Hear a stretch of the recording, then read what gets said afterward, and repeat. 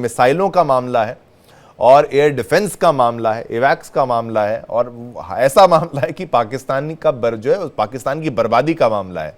तो इस बर्बादी के मामले में कैसे उनका जो हथियार था, उनका जो जखीरे थे हथियार के, उनके जो एयर डिफेंस सिस्टम थे, वो उतने कामयाब साबित नहीं हुए। ऐसा नहीं है कि पाकिस्तान के पास हथियार नहीं है, या फिर पाकिस्तान के पास मिसाइलें नहीं है, या पाकिस्तान के पास एयरफोर्स नहीं है सब कुछ उसके पास। लेकिन क्या हुआ देवनाथ जी, जो ये इतने फेलियर इतना बड़े लेवल पर हुआ वहां पर? हाँ शिवम जी, किसी भी युद्ध में आजकल और भविष्य में भी एयर डिफेंस सिस्टम का बड़ा महत्वपूर्ण योगदान रहेगा। किसी भी एयर डिफेंस सिस्टम का सबसे इंपॉर्टेंट कंपोनेंट होता है उसका सर्विलेंस रेडार, जो कि पहले दुश्मन के ड्रोन, यूएवी, मिसाइल या हवाई जहाज या हेलीकॉप्टर को ढूंढता है। जी। तो ये जो पिछले 3 दिनों के जो हमले हुए, उसमें इंडियन एयरफोर्स ने, इंडियन आर्मी ने और नेवी ने भी इस तरह के ड्रोन्स, मिसाइल्स का इस्तेमाल किया जिनका रेडार क्रॉस सेक्शन बहुत छोटा होता है। बिल्कुल। मैं दर्शकों को रेडार क्रॉस सेक्शन के बारे में समझाता हूं। जी। क्या होता है, जब एक रेडार दुश्मन के जहाज को ढूंढ रहा होता है तो रेडार से तरंगे छोड़ी जाती हैं, जो कि दुश्मन के हवाई जहाज से टकराकर वो तरंगे वापस लौटती हैं रेडार तक, जी। और रेडार का कंप्यूटर भांप जाता है कि दुश्मन का हवाई जहाज कहां पर है।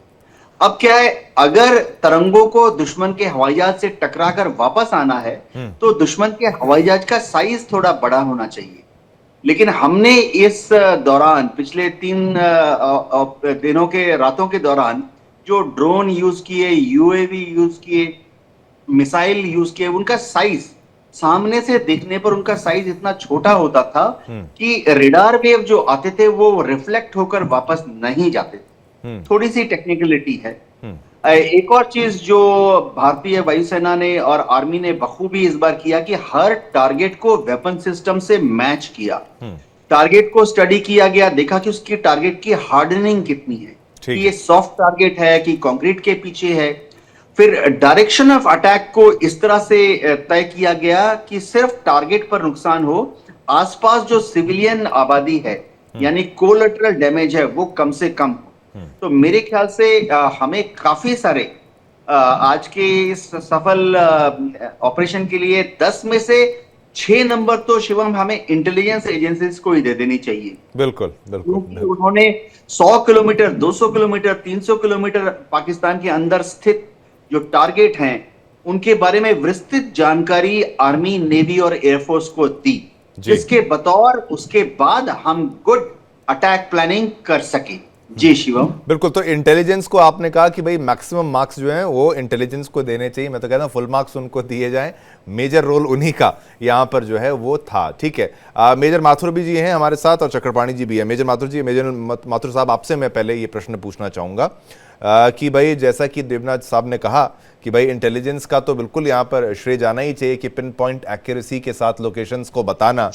और ये वेपनरी की अगर बात की जाए तो अब ये हो चुका है कि भाई जब हमारे हथियारों की बात होगी तो लोग पहले इजराइल करते थे, अब लोगों ने भारत का नाम लेना चालू कर दिया है। ब्रह्मोस सबकी जबान पर आ गया है, आकाश सबकी जबान पर आने लग गया है, और हमारी मिसाइलों के बारे में कि भाई भारत भी घुस के मारता है, ये बात बिल्कुल सामने आ गई है। और रूस यूक्रेन का युद्ध तो एक अलग स्केल का था, अलग लेवल का था। वहां पर यूक्रेन तो बिल्कुल भी नहीं मुकाबला कर सकता था, ये रूस जानता था। लेकिन भारत को तो पता था कि पाकिस्तान से बहुत बड़ा रिएक्शन आ सकता है, ये दुनिया भी समझती है। और पाकिस्तान को एक हम हल्के दुश्मन के रूप में तो बिल्कुल भी नहीं लेते, चाहे वहां पर भिखमंगे वो हो जाएं, लेकिन हथियारों के लिए पैसा जरूर रखा था उन्होंने। बिल्कुल शिवम, बिल्कुल बिल्कुल आप ठीक कह रहे हैं। देखिए, मैं आपको 2-3 बातें बताता हूँ। कमोडोर देवनाथ ने काफी बातें बताई हैं, लेकिन हमें ज्यादा टेक्निकलिटीज में जाए बगैर मैं आपको एक बात बताता हूं कि हमारे को लाभ कहां हुआ। हमने कच्छ से लेकर सियाचिन ग्लेशियर तक एक सीमलेस इलेक्ट्रॉनिक फेंस तैयार कर ली थी। इलेक्ट्रॉनिक फेंस का मतलब है कि ऐसा रडार सिस्टम था जो हर जिसके पास भी जो भी रडार है उसको एक इंटीग्रेटेड तरीके से पूरी रडार की एक पूरी फेंस बना दी थी, जिसकी वजह से हमें बहुत बड़ा फायदा हुआ डिसेप्शन में, बहुत बड़ा फायदा हुआ सर्विलांस करने में, कहां से जाना है, कहां क्या करना है। दूसरी चीज थी, दूसरी चीज थी कि हमने तमाम AD weapons, air defence weapons हर एक के पास होते हैं। एडी वेपन्स एक इन्फेंट्री बटालियन के पास भी है, शॉर्टर फाइट मिसाइल है उसके पास, शॉर्ट्स हैं, शॉर्ट रेंज एडी सिस्टम अभी खरीदे हमने कुछ दिन पहले। और तो वो तमाम एडी सिस्टम्स को एक अच्छे इफेक्टिव ग्रिड में हमने पूरा बुन दिया, फिर कच्छ से लेकर के सियाचिन ग्लेशियर तक। अब हमारे पास एक अभेद्य इलेक्ट्रॉनिक फेंस थी और एक शानदार एयर डिफेंस सिस्टम था, जो कि इन्फेंट्री बटालियन के शोल्डर फायर्ड हथियार से लेकर के इंडियन एयरफोर्स के एडी एयरक्राफ्ट तक सब उसमें इंटीग्रेटेड थे। तो उससे क्या फायदा हुआ कि जब भी हमारा एरिया ब्रीच हुआ उसको हमने। अब सबसे बड़ी बात देखिए, मैं बता रहा हूं कि इसके लिए जिम्मेवार पाकिस्तानी, ठीक है, जो चीन का हथियार है वो इतना खराब नहीं था। देखिए आपको बहुत, ये शिवम मैंने 2 दिन पहले भी यही बात कही थी, कल भी ये बात मैं बार बार रिपीट करता रहूंगा कि ऐसे परिस्थिति में जब 15 दिन से आप दोनों देशों के बीच में टेंशन है और वो आपकी एक्सरसाइजेस चल रही हैं, आपके पास भी एक बहुत जबरदस्त एयर डिफेंस का अम्ब्रेला है। पाकिस्तान की एयर डिफेंस की तो शक्ति को हम कम ना के, बिल्कुल नहीं, उनके पास एयर डिफेंस हथियार है, तो बावजूद उसके 7 मई को हमने 24 मिसाइलें दागी। 24 की 24 मिसाइलें 100 किलोमीटर तक पाकिस्तान के अंदर जाके अपने टारगेट पे उन्होंने हिट किया और पूरा इफेक्ट, 9 उनके आतंकवादी सेंटर समाप्त हो गए, 100 से ज्यादा उनके टेररिस्ट मारे गए। तो ये होता है पूरा सरप्राइज हासिल करना। इतनी, तो उससे क्या हुआ, नुकसान क्या हुआ कि या तो लोगों का चाइनीज एयर डिफेंस सिस्टम्स में या जहां से भी उन्होंने एयर डिफेंस सिस्टम्स ले रखे हैं उसमें से विश्वास कम हो गया, और दूसरी बात जो मैन बिहाइंड द मशीन है पाकिस्तानी सैनिक, उसको कहीं ना कहीं उसको कोई गुमान था, कोई वजह थी, या हमने इतना जबरदस्त डिसेप्शन प्लान को बनाया था कि उनको उम्मीद नहीं थी कि साथ में। माथुर साहब, एक मुझे वो दौर याद है जब आप भी मेरे साथ बैठते थे और पाकिस्तानी मेहमान बैठते थे, तो वो हाथ में अपने चाय का कप दिखाकर कहते थे हम तो इंतजार कर रहे हैं आप कब हमला करेंगे। तो मोदी बड़के मार रहा है, बड़के मार रहा है। तो मैंने कहा था मोदी बड़के क्या मार रहा है, मोदी बम मारेगा, और मोदी जी ने बम मारा। वो कह रहे थे फिर चर्चा में बैठेंगे, शायद देवनाथ जी का जन्मदिन है या फिर कोई सालगिरह है, देवनाथ जी भी मेरे साथ थे, ये कह रहे हैं हम फिर बैठेंगे। और एक मूर्ख पाकिस्तानी मेहमान, अब मैं इसलिए मूर्ख कह रहा हूं, उसने इतना बढ़िया एनालिसिस दिया कि भाई, मैं कह रहा अच्छा ये कारण भी हो सकता है। वो कह रहा है कि भाई वहां पर पीएसएल चल रहा है, वहां पर क्रिकेट चल रहा है, यहां पर आईपीएल चल रहा है, और यहां पर राठौर साहब थे, वो कह रहे भारत को कोई फर्क नहीं पड़ता कितना पैसा यहां पर लगेगा, फायदा होगा। वो कह रहे कि नहीं इनका बजट तो होता है कि भाई किसी वॉर के बजट के बराबर होता है। तो मैंने कहा ठीक है, चलो पाकिस्तान की जितनी सोच तो उतनी सोच। एक छोटा सा मैं भी उदाहरण दे देता हूं, ये जोक नहीं है, सच है। जितना उनको अभी इकोनॉमिक बेल आउट मिला है और उसको बेल आउट मिला है, और पुराने वाले का रिव्यू कुल मिलाकर के 2.5 बिलियन का हुआ है, और हमारी सावित्री जिंदल जो कि टॉप नहीं है, वो उससे 25 गुना ज्यादा उनकी नेटवर्थ है। तो इनको, पाकिस्तानियों को पता नहीं है कि वो किसके खिलाफ अगेंस्ट हूं। मैंने कई दफा कहा है आपके चैनल पे, 2nd largest army, 4th largest navy, 4th largest air force, and now 4th largest economy. इतने शक्तिशाली और सोल्जर, शिवम, बेस्ट सोल्जर जी। आज आपके पास तीनों सेनाओं का एक सैनिक बैठा हुआ है। मैं गारंटी से बता सकता हूं आपकी सेना के जो सोल्जर्स हैं वो बेस्ट हैं। सिर्फ अभिनंदन ही कर सकता है कि MiG-21 बिस से F-16 को नीचे गिरा दे और फिर वहां से चल के पैदल वापस आ जाए, आपको छोड़ दिया है पाकिस्तान का एडमिनिस्ट्रेशन। ये जो मैन बिहाइंड द मशीन है शिवम, उसने सिद्ध किया है। साहब, बिल्कुल, उन्होंने कितने स्वॉर्म अटैक्स किए, हजारों ड्रोन उन्होंने फायर किए, एक भी नहीं पहुंचा अपनी जगह, एक भी। और हमने 24 मिसाइल फायर करी। शिवम, ये बात मैं बार बार कह रहा हूं कि जो कंपनी बनाती है स्कैल्प मिसाइल, वो भी ये गारंटी नहीं देती कि पूरे 100% मिसाइल अपने ठिकाने पर पहुंचेंगे। बिल्कुल। उसके बावजूद 24 मिसाइल फायर करके 24 के 24 मिसाइल ठिकाने पे पहुंचाए। और उसके बाद जब ब्रह्मोस का नंबर आया तो उनकी दुकान, चाइना की दुकान बंद होने वाली है, और अब सब भारत से, अब तो लखनऊ में बनेगा, अब तो माथुर साहब लखनऊ में बनेगा। उसके तुरंत ही बात कर दिया कि भैया अभी शुरू करो बनाना है। हाँ, और ये बहुत सही वक्त है। देखिए, हमें टाइमिंग समझनी चाहिए कि भाई युद्ध में, कल भी मेरे साथ मेहमान थे, वो बहुत एक्साइटेड थे, और कुछ लोगों के मन में होता है ना, युद्ध हो जाए, तो मैं कहता हूं थोड़ा सा सब्र रखना। कल मेरा ही एनालिसिस था। माथुर साहब कुछ कहना चाहते हैं, प्लीज। हाँ, बोलिए। मैं यही कहना चाह रहा हूं, देखिए युद्ध लड़के तो जो भी जीत सकता है वो जीत सकता है। जो चाइनीज वॉर फाइटिंग फिलोसफी है और जो हमारी भी हमेशा से हमारे जो पुराने शौर्य के पंडित थे, चाणक्य और उनसे भी ऊपर, उन सबका यही मानना है कि देखिए, युद्ध सबसे बढ़िया विजय वो होती है where you win without fighting a war. वो चाइनीज फायर फाइटिंग फिलोसफी है। आप बिना लड़े युद्ध जीतें, आपने बिना कुछ किए, मैं बता रहा हूं, एक भी स्ट्रेटेजिक अटैक हमने नहीं किया, एक भी टैक्टिकल मैन्यूवर हमने नहीं किया। हमने सिर्फ और सिर्फ आतंक के ठिकानों पर हमला किया, और जो उन्होंने किया उसके खिलाफ नॉन एस्केलेटरी कंट्रोल्ड रिस्पॉन्सेज हमने दिए, और वो 3 दिन में घुटने पर आ गया।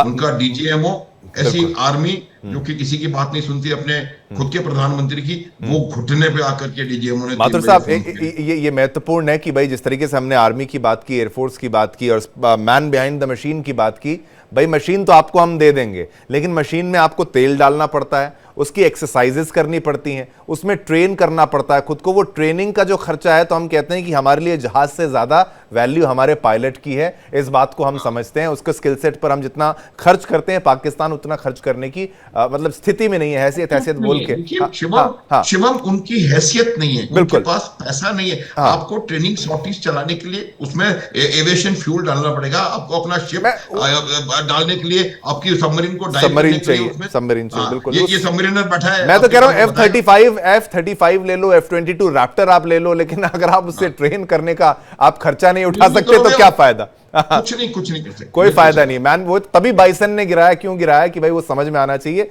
स्किल सेट इतना है, बाइसन से इतने ट्रेन की बार ठीक है, लेकिन हमें कुछ चीजें इस युद्ध में सीखने को मिली हैं। सुदर्शन चक्रपाणी जी, आप पर मैं आता हूं, लगातार हम भी कई दिनों से चर्चा में रहे, और सुदर्शन चक्रपाणी जी डे और नाइट हमेशा उन्होंने अपना समय निकाला, और मैं सभी डिफेंस एक्सपर्ट्स का इस दौरान धन्यवाद करता हूं कि it was just like war. हम भी रात रात जागे, सुबह रात तक हमने बुलेटिन किया, सुबह उठ के बुलेटिन किया। उस तरीके से हमारे गेस्ट हों और हमारे डिफेंस एक्सपर्ट्स हैं, वो भी क्लोजली इसको मॉनिटर कर रहे थे। चक्रपाणी जी, जो एक्स आर्मी मैन थे, जो एक्स नेवी मैन कह लीजिए, या फिर एक्स एयरफोर्स वाले जो थे, उनका भी थोड़ा सा यहां पर जो सहयोग लिया गया, उनकी भी एडवाइस ली गई, ये बात भी सामने आती है। लेकिन ये जो स्थिति थी, इसमें जितने हथियारों का इस्तेमाल हमने किया, हमने उतने बड़े लेवल पर अभी हथियार सामने बाहर नहीं निकाले, लेकिन ऑफ गार्ड जब हम हो गए थे, जब ऑफ गार्ड, क्योंकि सीज फायर के चलते ऑफ गार्ड हो गए थे, क्या कुछ प्लस पॉइंट पाकिस्तान को तब मिला था? और जो वो दावा करते हैं कि उन्होंने हमारे इंटीरियर रीजन पर हमला जो किया, कुछ चीजें जो लैंड की, उसको भी जरा सा समझाते हुए कि भाई वो प्रोजेक्टाइल कह लीजिए, वो चाहे मिसाइल कह लीजिए, वो अगर उसका कारण रहा तो क्या रहा होगा? सबसे पहले शिवम जी, जय हिंद, जय भारत। जय हिंद, जय भारत। देखिए, अनुज माथुर ने बिल्कुल सही कहा है, यहां तक कि देवनाथ जी ने भी बिल्कुल सही कहा है, मैन बिहाइंड द मशीन। जी, आप कुछ भी कर लीजिए, बेहतर से बेहतर मशीन ले आइए। ये ना भूलिए 65 वॉर में सेबर जेट थे।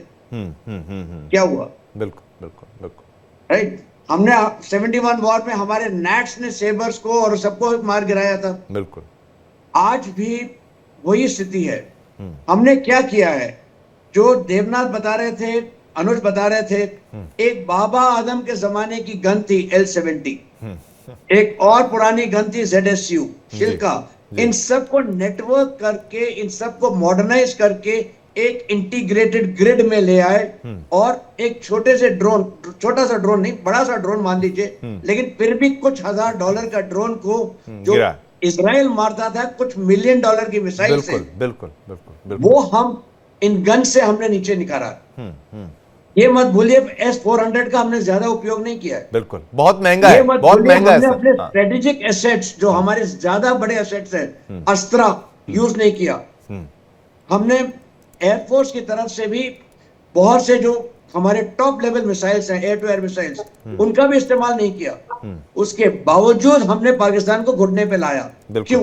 It is the man behind the machine. बिल्कुल। अब नेक्स्ट स्टेप पे आते हैं। जी, जरूर। ये देखिए, हमने बात की है बहुत से मिसाइल्स के बारे में, और एक मिसाइल इसमें बिल्कुल स्टैंड आउट करती है, वो है ब्रह्मोस। बिल्कुल, आपने कहा था ब्रह्मोस की प्रोडक्शन अब बहुत जल्दी लखनऊ में शुरू होगी। बिल्कुल सही।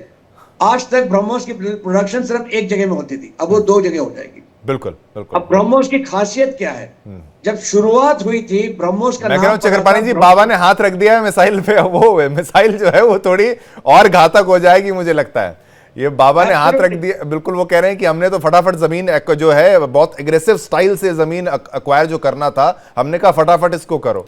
और राजनाथ सिंह ने भी जो है तारीफ करते हुए कहा कि भाई देखो ब्रह्मोस हमारी उसकी काबिलियत, और जो योगी आदित्यनाथ जी भी कह रहे हैं कि भाई उसका आपको पूछना है क्या रिएक्शन है, क्या कैपेबिलिटी है ब्रह्मोस की, तो पाकिस्तान से पूछो, वो ज्यादा बेहतर समझते। बिल्कुल, आप बोलिए चक्रपाणी। बिल्कुल। अब ये देखिए, ब्रह्मोस जब स्टार्ट हुई थी, इसका नाम पड़ा था ब्रह्मोस क्योंकि ब्रह्मपुत्र और मस्कवा, मॉस्को, ये दो नदियां हैं। इंडिया, मस्कवा रशिया, नदी है मॉस्को के पास, और रशिया। ब्रह्मपुत्र हमारी बड़ी नदियों में मानी जाती जी। है, इसलिए ब्रह्मोस। जी।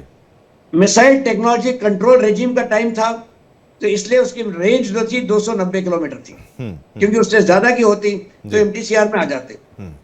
आगे धीरे धीरे हमने इसकी रेंज बढ़ाई है, और इतना मैं आपको पहले से बता देता हूं, ये डिस्क्लेमर जी। है, मैं जो भी बताऊंगा ये ओपन सोर्स वाली इंफॉर्मेशन है। ठीक है, ठीक है, नो क्लासिफाइड, नो सीक्रेट। ठीक है, ठीक है, बिल्कुल। ठीक है, तो 290 किलोमीटर की रेंज थी, उसको बढ़ा के हमने, जो सेकेंड वर्जन आया वो बढ़ के 500 तक चली गई। बिल्कुल। खबर है कि उसको 800 और ज्यादा भी बनाया जाएगा। ब्रह्मोस ऐसी मिसाइल है, वो कहीं से भी दागी जा सकती है, हवाई जहाज से, जमीन से, कंटेनर बेस्ड, बिल्कुल। और जहाज से, यहां तक कि पनडुब्बी वाला वर्जन बन रहा है, बना नहीं है। ठीक है, इसकी मतलब इतनी मतलब भारी मौत क्षमता मौत है। का हर एक सामान तैयार किया जा रहा है आतंकवादियों का, कि भाई उनका इलाज हर जगह से किया जाए।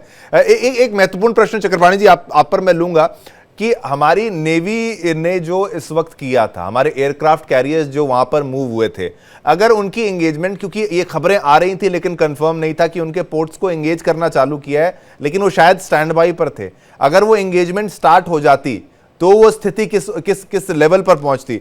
मैं पाकिस्तानी न्यूज चैनल भी थोड़ा सा देखने का प्रयास करता हूं तो मुझे हंसी आती है।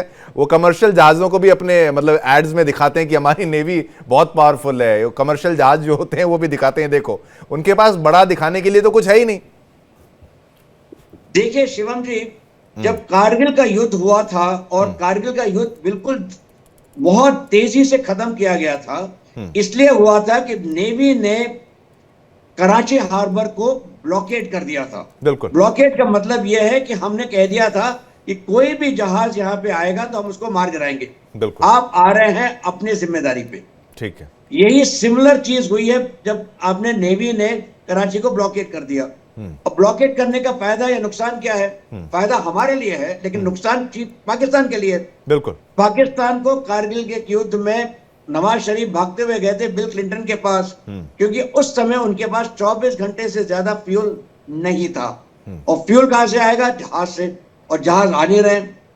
ये चीज आपको हो गई थी यहां पे। अगर नेवी को ग्रीन सिग्नल मिल गया होता तो वो कराची पोर्ट को तबाह कर देते।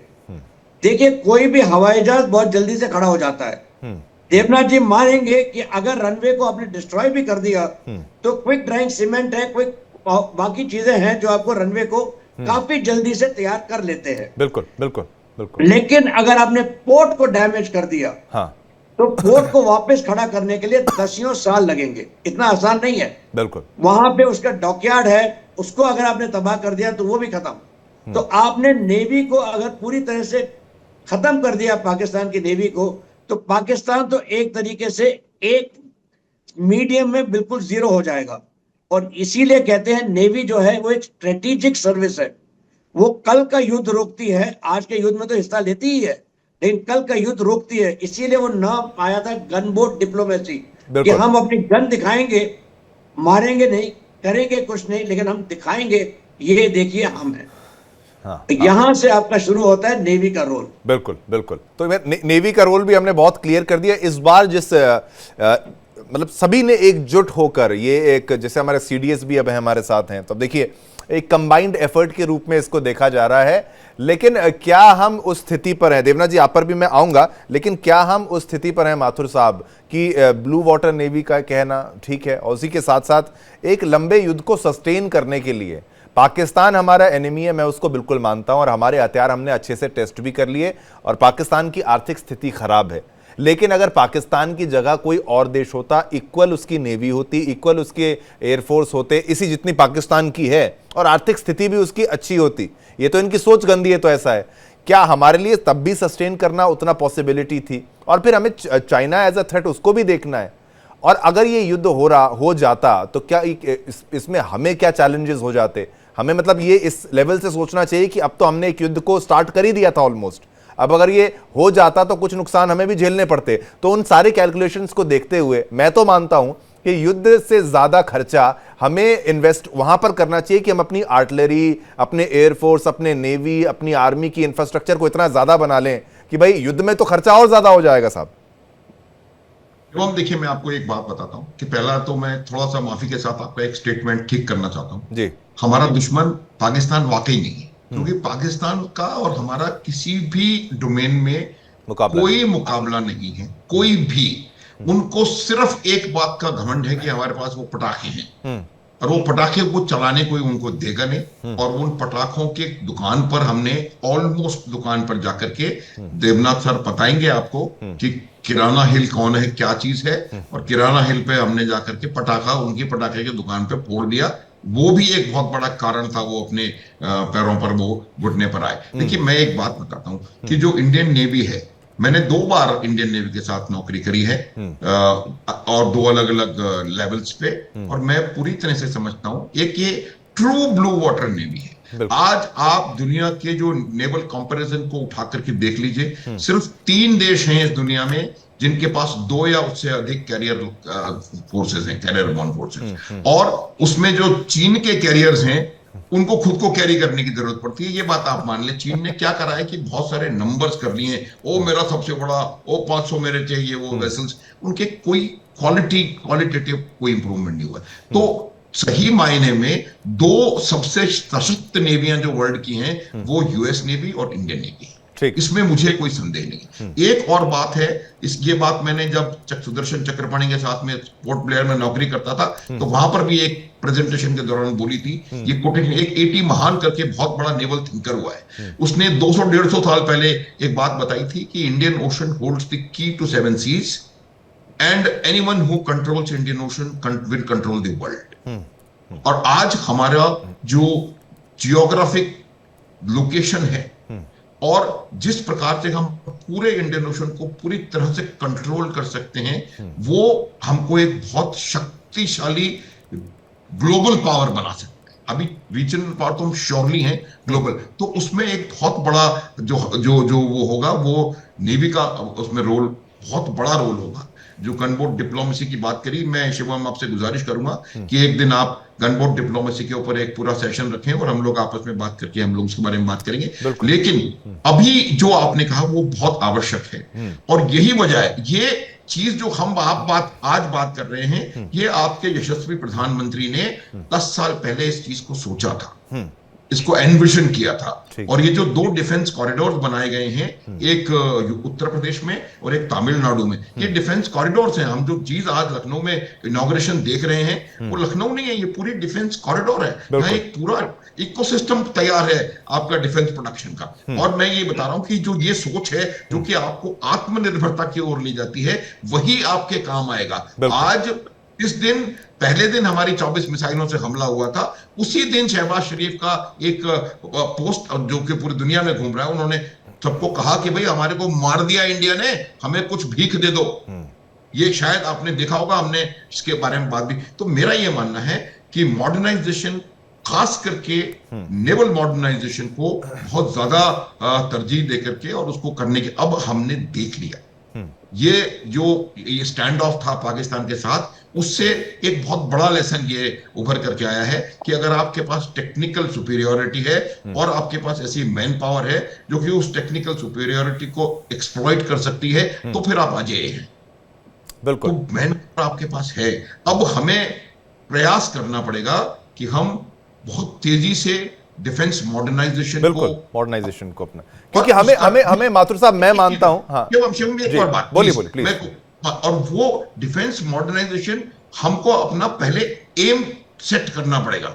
अगर हमारा एम दुश्मन अब सिर्फ पाकिस्तान है, तो पाकिस्तान के लिए हमको कुछ उसके आज के बाद आप डिफेंस बजट भी देना बंद कर दोगे तब भी हम पाकिस्तान को खत्म कर देंगे। हमको ये देखना पड़ेगा कि हमारा एम क्या है, हम चाहते क्या हैं। क्या हम रीजनल पावर बनना चाहते हैं? क्या 2047 तक हम एक ग्लोबल पावर बनना चाहते हैं? अगर आप एक ग्लोबल पावर बनना चाहते हो तो आपके पास ऐसा इक्विपमेंट होना चाहिए जो कि ग्लोबली आपके जो एसेट्स हैं, economic, after all everything is economics. ठीक है, तो बिल्कुल। इकोनॉमिक मैं वही तो माथुर साहब, मैं वही कह रहा था कि वॉर मॉन्गरिंग जो लोग कर रहे थे, काफी लोग कह रहे थे अरे ये सरकार ने रोक दिया, ये कर दिया, वो कर दिया। मैंने कहा there is an economics behind this, हमें वो भी बिल्कुल बोलिए। Not only that, not only economics, मैंने बताया ना कि सबसे अच्छी जीत वो होती है कि आप बिना लड़े जीत गए, बिना लड़े जीत गए। ये वॉर फाइटिंग फिलॉसफी है और ये कोई नई चीज नहीं है, ये चाणक्य ने कहा था। माथुर साहब, लोग सोचते हैं कि रशिया बहुत पावरफुल है, यूक्रेन के साथ लड़ा तो रशिया को भी भुगतना पड़ा, रशिया को भी वो झेलना पड़ा काफी लंबे समय।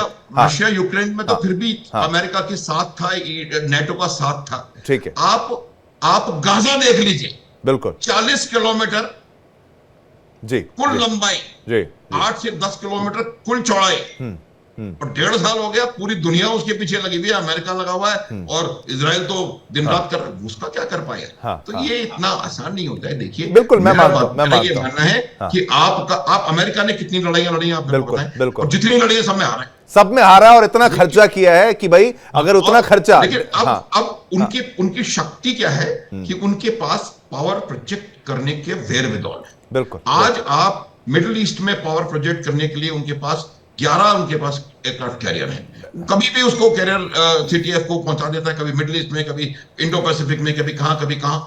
तो ये जो चीजें होती हैं, आपको ये अपना एक strategy, national security strategy, I am sure it is there, उसको डिसाइड करना पड़ेगा, उसमें आपको अपना एम डिसाइड करना पड़ेगा, और फिर उस एम को एक्वायर करने के लिए क्या क्या वेयर विदॉल चाहिए आपको, in terms of hardware, in terms of expertise, in terms of nuclear capability, in terms of this that and the other, वो तमाम चीजें दिखा करके, और मुझे लगता है कि एक बहुत डिटेल्ड हमको इसका एनालिसिस करना चाहिए। और ये बात मैं आपको बता दूं, ये फर्नांडिस जब रक्षा मंत्री थे तब उन्होंने कहा था, और ये वहीं आकर कहा था, मैंने उनकी ब्रीफिंग करी है अंडमान निकोबार आइलैंड में, तब उन्होंने माना इस बात को जब हमने कहा उनको कि हमारा असली दुश्मन चीन है, पाकिस्तान नहीं है। दिस वाज द इशू, हमको ये आइडेंटिफाई करना पड़ेगा हमारी रियल थ्रेट क्या है। बिल्कुल, मैं बार बार यही बात कहता हूं माथुर साहब कि भाई हमें ये समझना चाहिए। सबसे पहले काम करिए, आप अपनी यूनिफॉर्म बदलिए और मेरे साथ नेवी की यूनिफॉर्म पहन लीजिए।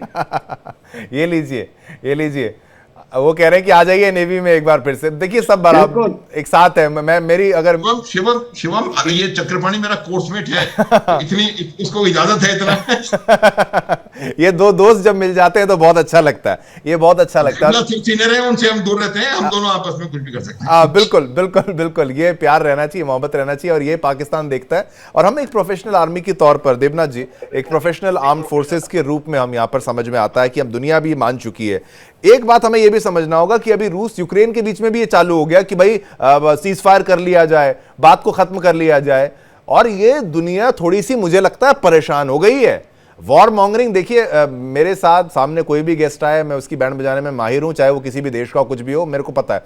लेकिन मैं एक बात मानता हूं कि भारत ने एक कूटनीतिक जीत भी हासिल की है। पूरी दुनिया, खासतौर पर चीन, तुर्की और तमाम देश चाहते थे भारत घुस जाए युद्ध में, ये फंस जाए, पाकिस्तान तो वैसे ही बर्बाद है, वो लगा रहेगा, उसको हम फंड पीछे से करते रहेंगे, एक और फ्रंट हम यहां पर खोल देंगे। और चीन भी था बहुत एक्साइटेड कि देखो हमारा जो पूरा जो मैन्युफैक्चरिंग हब अगला हो सकता था, भारत हो सकता था।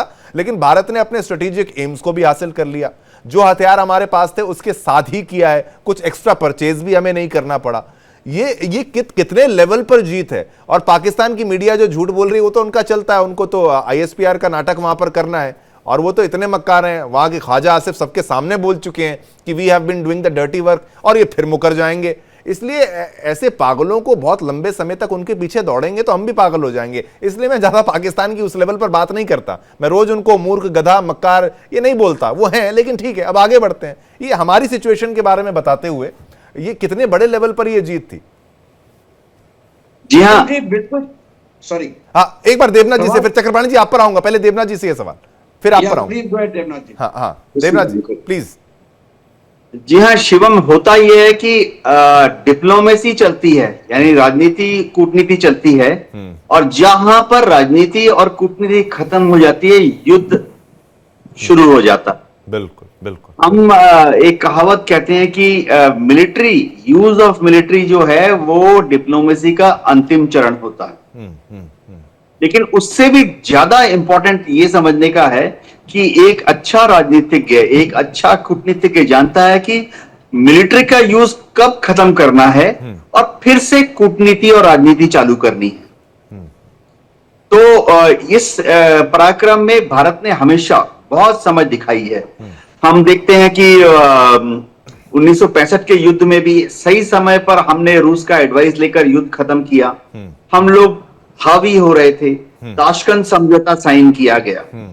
इस तरह से 1971 का युद्ध जी, जैसे ही हमने ईस्ट पाकिस्तान पर कब्जा करके उसे बांग्लादेश बना दिया, सही समय पर हमने युद्ध खत्म किया, शिमला समझौता कर लिया। बिल्कुल। तो कहते हैं फौज में कि selection and maintenance of em, कि आप एक छोटा सा एम लक्ष्य ढूंढिए और उसको युद्ध से हासिल कीजिए, और जैसे ही वह एम हासिल हो जाता है तो युद्ध बंद कर दीजिए। बिल्कुल, ज्यादा लालच ना कीजिए। देवनाथ जी, एक छोटा सा ऐड ऑन मैं आपको करूंगा, आप अपनी स्टेटमेंट को आगे बढ़ाइएगा। पाकिस्तान भी तो खुश होगा इस वक्त, पाकिस्तान को समझ में आ गया होगा भाई तूने मुझे मार लिया, भाई अब तो खुश है। अब मुझे लगता है कि और स्थिति इसको आगे बढ़ाना नहीं चाहिए, और एंड में थोड़ा सा मैं ड्रामा कर दूंगा, थोड़े से अपने ड्रोन भेज दूंगा, ये दिखाने के लिए नहीं कि भाई अपनी जनता को मुझे भी अपना मुंह दिखाना है, हम भी, हमारे आर्मी में हमारी दुकानें चलती हैं, पापा जोन्स पिज्जा और वो तमाम चीजें। देवनाथ जी क्या कहेंगे?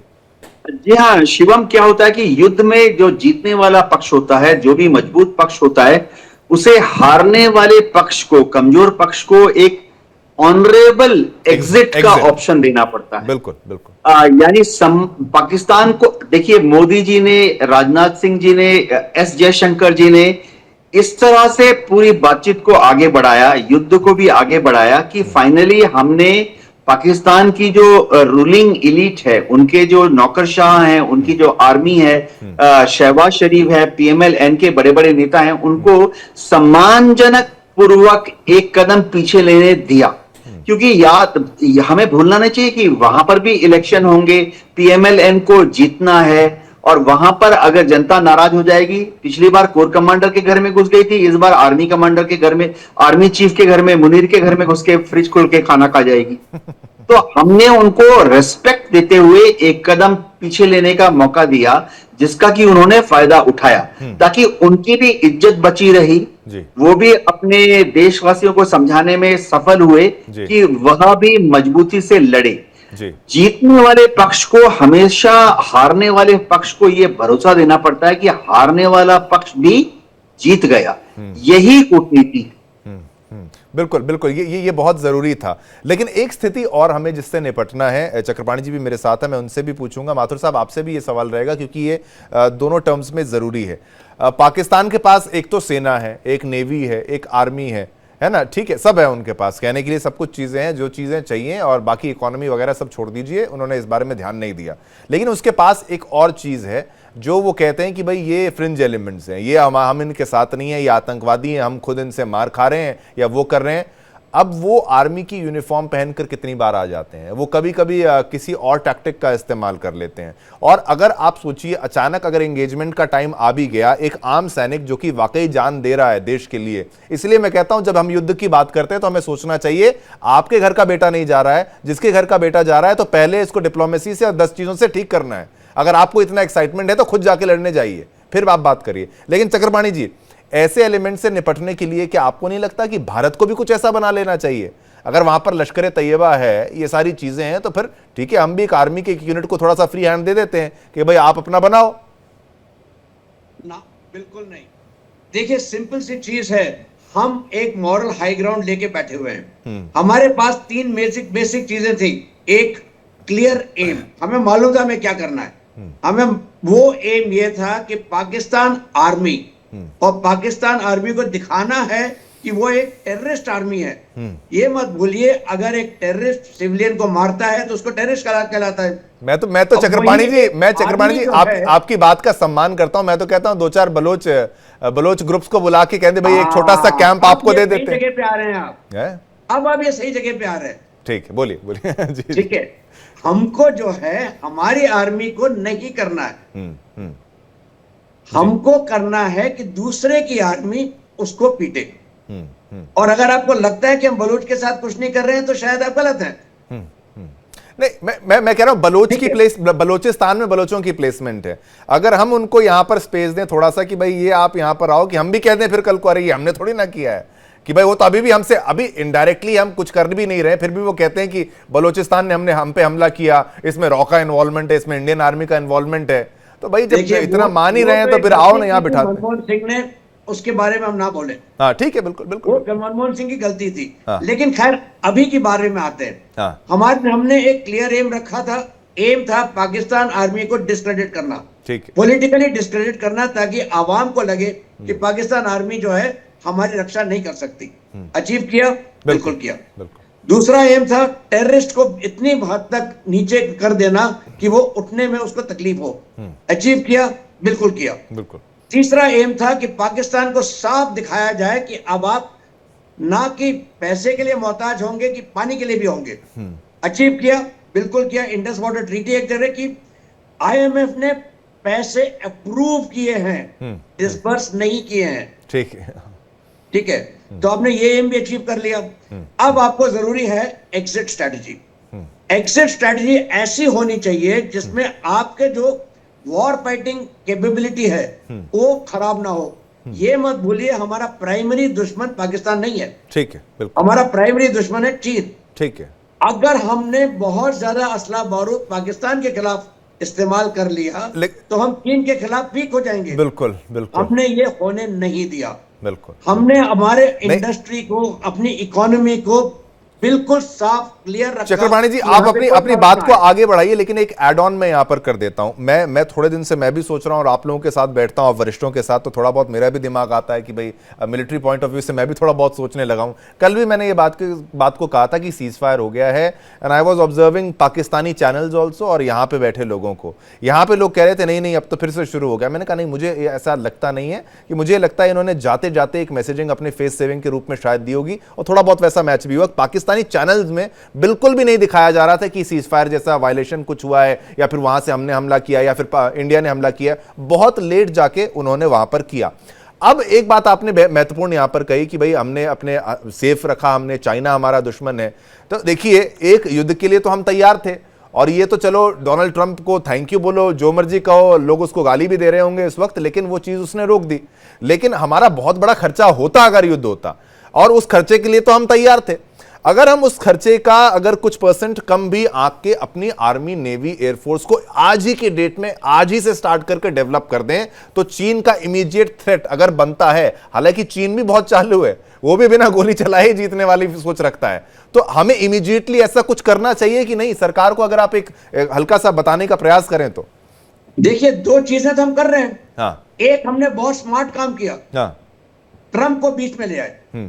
अब ट्रंप को भी अपना फेस सेव करना है। हाँ। उसने कहा सीज फायर, हुआ नहीं। ट्रंप तो बहुत खुश है, हमने लेकिन ट्रंप बहुत खुश है, मान लिया हमने, पाकिस्तान ने माना। नहीं, सुनिए, ये एक और इंटरेस्टिंग पहलू है। हाँ। आपने जब अब अगली बार ट्रंप कुछ कहेगा तो आप ट्रंप को बोलेंगे देखिए भाई साहब, पिछली बार आपके कहने पे हमने सीज फायर किया, पिछली बार आपने देखा खुद वो ये कर रहा है, अब आप हमें बताएं हम किस मुंह से आपको बात मान लें। बिल्कुल बिल्कुल। तो आपके पास एक बहुत अच्छा ट्रंप का इक्का आ गया है, ट्रंप कार्ड आ गया, ट्रंप के खिलाफ ट्रंप का इक्का है। हाँ, हाँ, दूसरी बात, आप बिल्कुल सही कह रहे हैं, हमको अब बिल्कुल क्लियरली आत्मनिर्भरता की तरफ और ज्यादा महत्वपूर्ण कदम उठाने हैं। On a war scale, on a war scale, on a war scale. Absolutely, absolutely. अभी सोने का वक्त नहीं है, मैं बार बार ये कहता हूं, अभी सोने का वक्त नहीं, रिलैक्स करने का वक्त नहीं है। और जब वॉर सिचुएशन में जिस तरीके से आप फैक्ट्रीज को डेवलप करते हैं, अपनी डिफेंस प्रोडक्शन कैपेबिलिटीज को बढ़ाते हैं, मुझे लगता है वैसा हमें करना चाहिए। चक्रपाणी जी, शॉर्ट कमेंट आपका इसमें। हाँ, बिल्कुल सही, और हम कर रहे हैं। ठीक है, ठीक है। अगर ब्रह्मोस के फैक्ट्री शुरू हो रही है, वो भी एक कदम है। अब देखिए, इन पिछले 2-3 सालों में कई लाख करोड़ के ऑर्डर्स इंडियन इंडस्ट्री को मिले। ठीक है, ठीक है। नेगेटिव लिस्ट जारी हुई हैं। ये सारी चीजें जो हैं इंडिया के डिफेंस इकोसिस्टम को बढ़ा रही हैं। बिल्कुल, ये मत भूलिए, चीन के जो HQ9 के ऑर्डर्स थे वो खत्म हो गए, खत्म हो गए, बंद हो रहे हैं। हाँ। F-16 के जंक फाइटर 17 के ऑर्डर्स खत्म हो रहे हैं।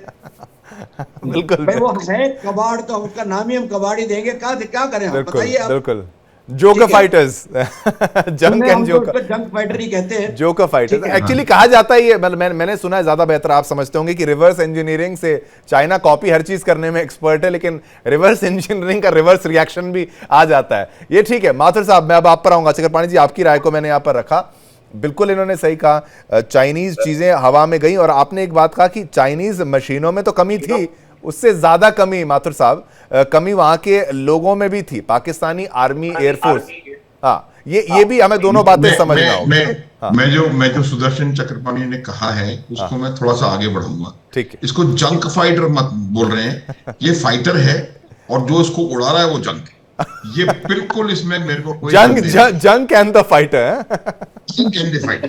So that there is no doubt about it, you know, whether it is F-16 or any other aircraft, जो उड़ रहा है वो जा रहा है नीचे। I'm telling you, अभी तक तो एयरफोर्स वालों ने डिक्लेयर नहीं किया है, क्योंकि हम लोग इस प्रकार के लोग नहीं है। जब तक हमें पूरा प्रमाण नहीं मिल जाएगा, और जब तक हम पूरी नहीं, ये जो प्रेस कॉन्फ्रेंस हुई थी साहब, ये जो प्रेस कॉन्फ्रेंस हुई थी, वहां कह रहे हैं I have the details but I will not declare जब तक हम। And I'm telling you, one AVAX has gone. I'm aware of it. बिल्कुल। So अच्छा, काफी उन्होंने ये हिंट देने की कोशिश की, टेक्निकल चीजें की उड़ाई है, लेकिन ठीक है। That's a very very very wise and very matured way of handling things. तो ये ही फर्क है भारत में और उसमें। मैं एक दो चीजें बताऊंगा आपको, उन तस्वीरों को चलाना भी चाहिए। अब पाकिस्तान में जो विक्ट्री परेड्स हो रही हैं, विक्ट्री परेड में कौन हो रहा है विक्ट्री परेड? वहां पर आतंकवादी एंटी टैंक वेपन्स को अपने कंधों पर ले जाकर के और नारे लगा रहे हैं, अल जिहाद अल जिहाद। बिल्कुल बिल्कुल। ये क्लिप्स पूरी दुनिया को दिखाई देनी चाहिए। बिल्कुल बिल्कुल। कि किस प्रकार से पाकिस्तान इज ए रोग स्टेट, और वो यही काम कर। बिल्कुल बिल्कुल।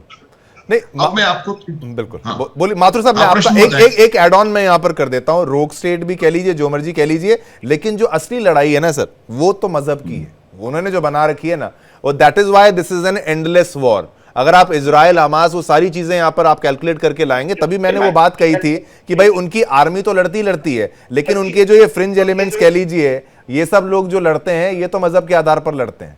तो ये इसको टैकल करना भी एक सरदर्द है। शिवम, एक बात मैं बताता हूं। देखिए, जो काई 700 सालों में जमती है, वो 7 सालों में खत्म नहीं हो सकती। ठीक। आज जो जिस प्रकार का इस्लाम सामने आ रहा है, आप इंडोनेशिया के जो सबसे बड़ा इस्लामिक राष्ट्र है दुनिया का, उसके प्रेसिडेंट का स्टेटमेंट देखिए। जब पहलगाम हुआ तो उन्होंने कहा कि ये कैसा इस्लाम है, हमारा इस्लाम ये नहीं सिखाता। बिल्कुल बिल्कुल।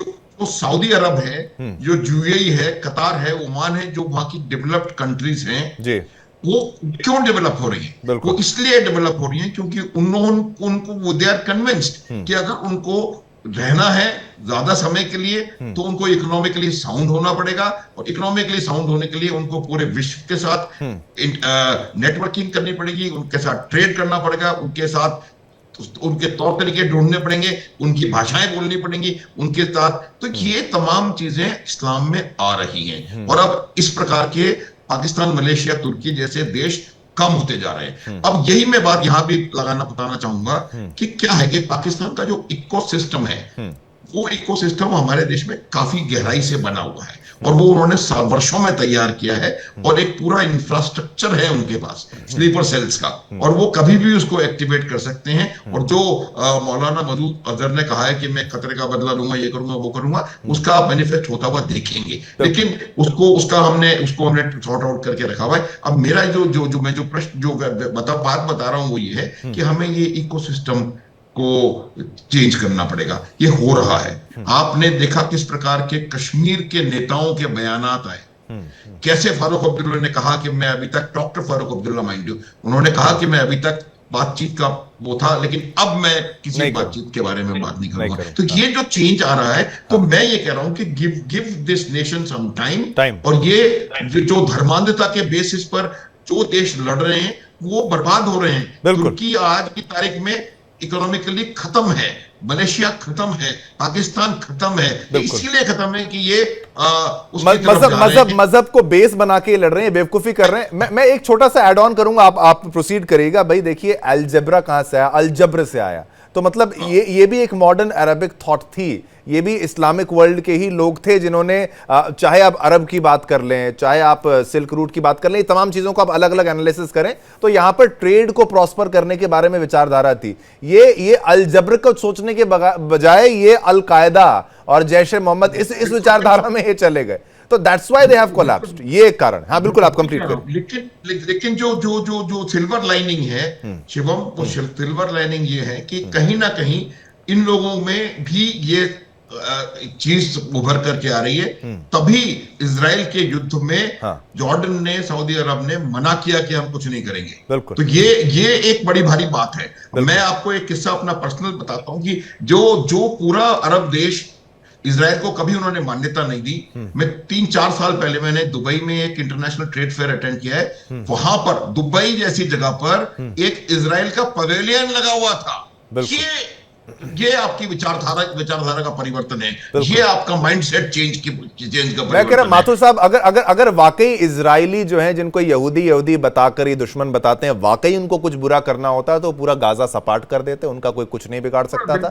उनके पास वो असला बारूद है और वो कर सकते हैं। वो तमाम मुस्लिम देश जो है। और शिवम, मैं इस बात को भी और थोड़ा बताने का मेरे को मौका दे, प्रयास करूंगा। पिछले चैनल पे मैं अभी कुछ देर पहले ही था वहां पे, तो उन्होंने ये कहा कि भाई इजराइल ये करता है। इजराइल, मैं उनको यही समझाना चाहता हूं, इजराइल के लिए this is a matter of survival. अगर वो ये नहीं करेगा तो वो कल तो रहेगा नहीं। कहां रहेगा? भारतवर्ष का जो आज की परिस्थिति है वो ये है कि भारत एक सुपर पावर, भारत एक संपन्न राष्ट्र बनने की ओर अग्रसर है। और अगर इस समय कोई इस प्रकार की चीज हमारे सामने थोप दी जाती है तो उसमें इतना बड़ा डेंट लगने वाला है कि जो 2047 का दिवा स्वप्न है वो स्वप्न 2077 में शिफ्ट हो जाएगा। तो ये मैं आपको बताना चाहता हूं कि ये जितने भी लोग वॉर मॉन्गरिंग कर रहे हैं या ये कर रहे हैं, उनको इस बात को समझना चाहिए कि इजराइल की सर्कमस्टेंसेस और भारत के सर्कमस्टेंसेस में जमीन आसमान का अंतर है। और वो अंतर सबसे बड़ा यही है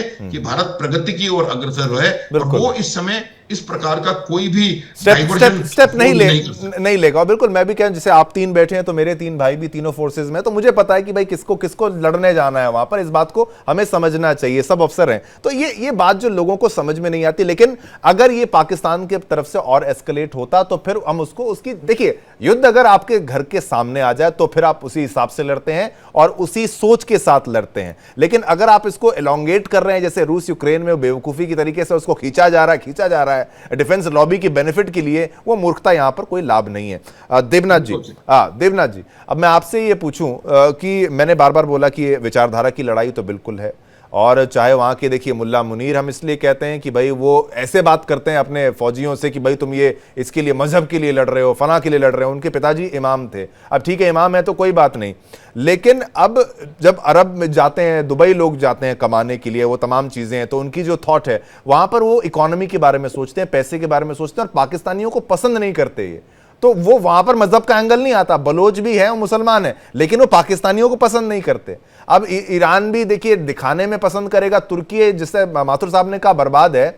ये हमें बात समझनी होगी कि भाई technology with an outdated thought process, ये 2 चीजें वहां पर ये जो चल रही है वहां पर, कि वो हथियार भी नए ले रहे हैं लेकिन विचारधारा खत्म करने वाली रख रहे हैं। ये कितना खतरनाक है, और इसको टैकल करने के लिए एक फुल प्रूफ प्लान कोई बन सकता है या बन चुका है?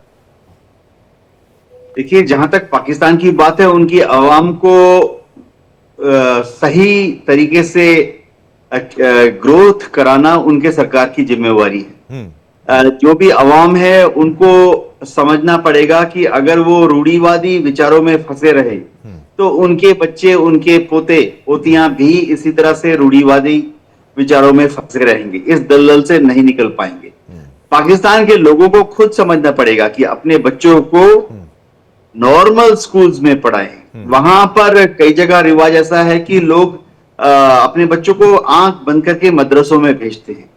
मदरसों में जाहिर बात है कोई ट्रेनिंग सिलेबस नहीं होता है, कोई ट्रेन टीचर्स नहीं होते हैं, कोई कंट्रोल नहीं होता है, तो बच्चों को अनट्रेन्ड टीचर्स पढ़ाते हैं तो क्योंकि नहीं, वो नहीं, टीचर्स मसूद अजहर जैसे अनट्रेंड टीचर्स हैं वहां पे, मैं आपको बता रहा हूं। ये ऐसे, ये अनट्रेंड नहीं, हाईली मिसट्रेंड क्या बोले अंग्रेजी में, देवनाथ जी प्लीज। जैसे दुनिया के कई देशों ने पहल की है, भारत ने भी पहल की है, इसलिए हम सब मदरसों को भारत में रजिस्टर होने का मौका दे रहे हैं। हाँ। और जैसे ही एक मदरसा भारत में रजिस्टर होता है तो हम उसको फंडिंग भी करते हैं।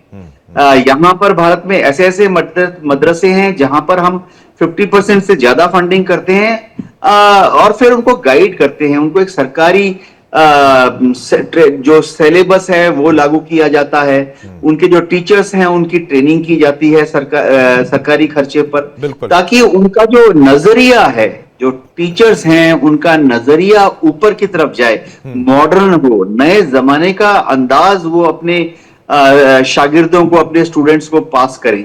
मैं आपको बताता हूं, अब भारत में तो स्थिति इतनी अच्छी हो गई है कि हमारे कुछ मदरसे वो ट्रेनिंग, उनकी सिलेबस इतनी अच्छी हो गई है, टीचर्स इतने अच्छे हो गए हैं कि वहां के बच्चे आईएएस आईपीएस ज्वाइन करने लगे। बिल्कुल बन रहे हैं, बिल्कुल बन रहे हैं। शिवम, और लेकिन ये बात है ना, ये पाकिस्तान को हम इसलिए नहीं समझा सकते कि पाकिस्तान में एक तो गुर्बत है, गुर्बत यानी गरीबी जिस तरीके से वहां पर है, तो वो उन लड़कों को इस्तेमाल वो करेंगे, उनको फिर वो फिदाइन बनाएंगे, उनको आतंकी बनाएंगे, और फिर उनको क्योंकि कुछ तो देना है, कुछ तो ऐसी बात करनी है, कोई तो लॉलीपॉप दिखाना है उनको, तो वो ये दिखाते हैं कि भाई नहीं, मजहब के नाम पर आप कर रहे हो और ये बहुत बड़ा लक्ष्य है, और मरने के बाद आपको फला फला इतना पैसा मिलेगा। लेकिन एंड में जो वॉर है वो अगर आपके घर के पास आ जाती है तो फिर आप उसको नहीं झेल पाते। पाकिस्तान इस बात को समझता है। चक्रपाणी जी, अब हम वापस आते हैं इस मुद्दे की, क्योंकि अंत का कुछ समय है, तो मैं टेक्नोलॉजी वाइज आपसे फिर से पूछना चाहूंगा।